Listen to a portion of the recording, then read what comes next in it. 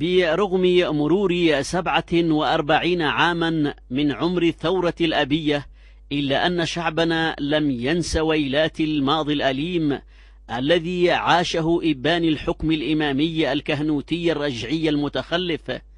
الذي حول الوطن إلى قلعة مظلمة لا يرى النور فيها ولا الحياة،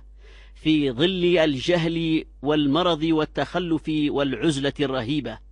والحق الإلهي في الحكم وفي العلم وفي الحياة. وكان من نصيب الشعب كقدر إلهي محتوم، كما كان يراه الإمام الطاغية، المرض والموت والقهر والحرمان. تلك أيام خلت لم ينساها شعبنا أبدا،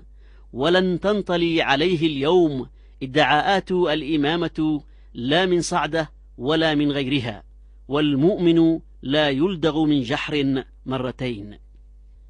فلذا هب شعبنا العظيم مدافعا عن ثورته المباركة سبتمبر وأكتوبر في الشمال والجنوب، وفي كل المنعطفات التاريخية الحاسمة، بدءا من فك حصار 70 عن صنعاء، ومرورا بالدفاع عن الوحدة، ووصولا إلى وقوفه اليوم بجانب قواته المسلحة والأمن في وجه الإرهابيين الجدد دعاة الإمامة والضلالة التي لفظها شعبنا وإلى الأبد، الشعب الذي فجر الثورة ووحد الوطن وانطلق في رحاب الديمقراطية وصناديق الاقتراع كحق ديمقراطي للشعب، لا حقا إلهيا لدعاة الشعوذة والدجل والعمالة والضلالة والارتزاق.